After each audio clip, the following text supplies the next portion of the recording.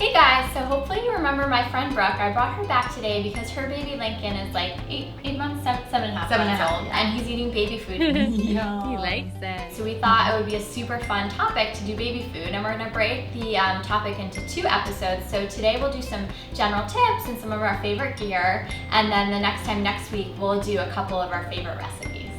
I'm Meg, and I'm passionate about finding easy, healthy, delicious recipes for kids.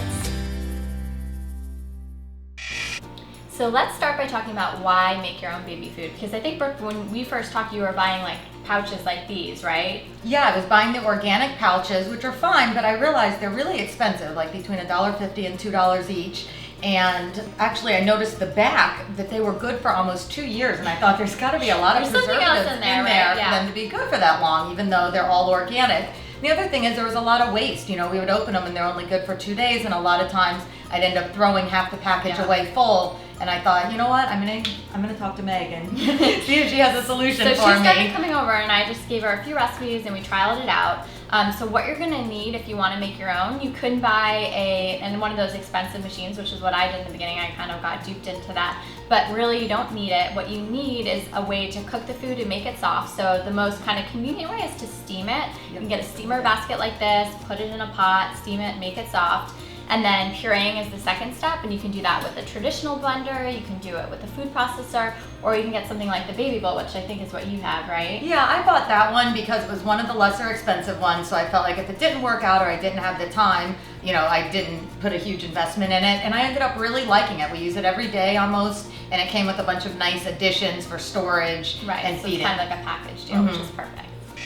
So next, let's talk about storage. We've made our baby food, now where the heck do we put it, right? So the easiest thing to do is just to use an ice cube tray. You freeze it in the ice cube tray, and those are about 1 ounce portions. Those are a little bit small. Yeah, it's a little The small. portion is small. So I actually prefer these. Are just silicone ice cube trays, and the portions are a little bit bigger, and they're super easy to just pop the food right out, which makes it cool. No matter what, you're using these, the regular ice cube trays, what you do is you freeze it. Once they're frozen, you pop them all out. You get yourself a Ziploc bag and you label it. Super important. So, you know, peach puree and then the date that you made it, because you know it's good for about 3 months in the freezer. Preferably 1 month, but at 3 months, you know, you're gonna start to get ice crystals, but that's how you store it. You can also use one of my favorite things. Well, first, the baby bullet, you said it comes with Yes, some it stuff, comes right? with a nice kit, yeah, a freezer kit and a refrigerator kit. That's perfect. But if you don't have a baby bullet, you can also get these OXO containers, which I love. So these are about 2 ounce portions. It comes with the tray that you can put it in, so it's not tipping over in your freezer. And then these you can take and put in the fridge to thaw, or you can actually heat them in the microwave, which is super cool. And the best part is that you can just, you know, grab one of these to go. You don't have to Now, do you take put it the out. date on those? You can Okay. write in like a, you know, a dry erase marker or something like that. But you're probably gonna use them because it's small. Yeah, I try to That's stay perfect. organized. Yeah. Sometimes you get something Yeah, back it's in the pretty back of the much freezer. impossible. You can also use these containers, which are just ball freezer jars, and they're big, which isn't great, but you can use them later for like a kid's snack container, like put some Cheerios or something in that later, so they're Well, reusable. sometimes we actually add some oatmeal and some milk with Which is his perfect. food. But yeah, I was actually thinking that'd be a really good size for that. There you especially go, when there we're you go. on I the love go. it.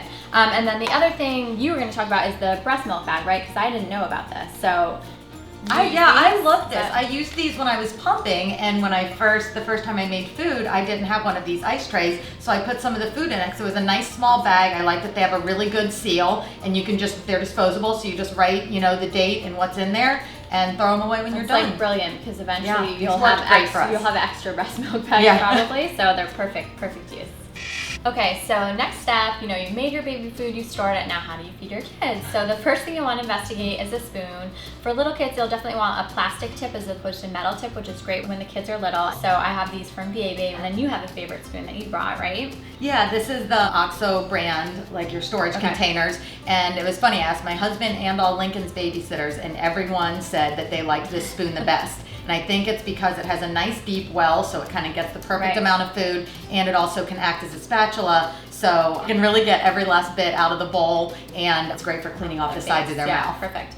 And then in terms of bowls, I like ones that have a suction cup on them. That's because, awesome. You know, once the kid is really happy that they're eating, you know, they can kind of knock those bowls over and it makes a huge mess. It's funny, Lincoln just in this last week noticed the bowl, and his goal in life is if I turn my head for a second to try to reach the bowl. So we're going to be buying one of these today. And then you bought your favorite bibs, right? Yeah, I love this bib. It's by Summer, and it's nice because it's just rubber, so it's really easy to clean, and it's got a great well. So when anything falls out of their mouth, which it does a lot, yeah, it's not in their lap. And I like the way it attaches. I like the size. We tried a few of these rubber bibs, and this was definitely our favorite. And then you brought this one, which is slightly less expensive, right? Yeah, I like this one. It's a little less expensive. It comes in a 6-pack. We got it at Babies R Us, I think. Different diaper bags. Yeah, we keep them everywhere. It's a little bit cuter. It's a more traditional bib, but the best thing about this one is that it has plastic on the back, so if you do get a bad spill, it doesn't seep all the way through to their clothes. And then this is the one that I used for Brooks. Didn't have it for Avery, but it wraps all the way around his neck so that, you know, it's not going down his back. Yeah. And the kid can get food everywhere, so this one's perfect for Yeah, him. I'm amazed. I never thought they could get it on the back of their neck, but they can.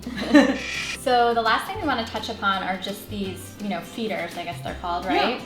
And so I use them, especially with Brooks, to introduce him to different textures of foods. You know, I'd put a banana in them and he could kind of gnaw on it and be introduced to that. But there's like a whole new movement, right? Yeah, it was funny. A lot of my friends with babies were talking about this weaning. And so a lot of moms do that. Instead of introducing purees, they'll give their baby solids, and they'll either mash them up, let them eat it with their hands, or use one of these. We're kind of doing both. And I love this because it kind of lets Lincoln be in control. He's able to hold this and eat it. And it's a fun activity, right? And so this one's the newbie one. Yeah. And then this one's the The main difference is that this is mesh and this is plastic. So basically, I like the texture of this going in his mouth. He seems to enjoy this one a little more. It does get a lot messier. Not good. So this not one's easy to clean. This is so easy to clean, and he enjoys this one as well. So it's really just, these were our two favorites.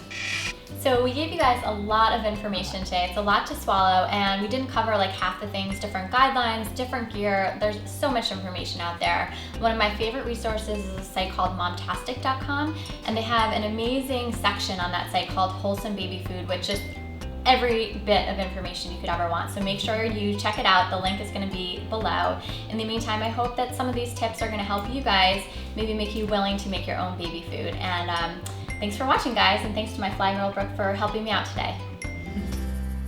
Can you do it again? Clap, clap, clap.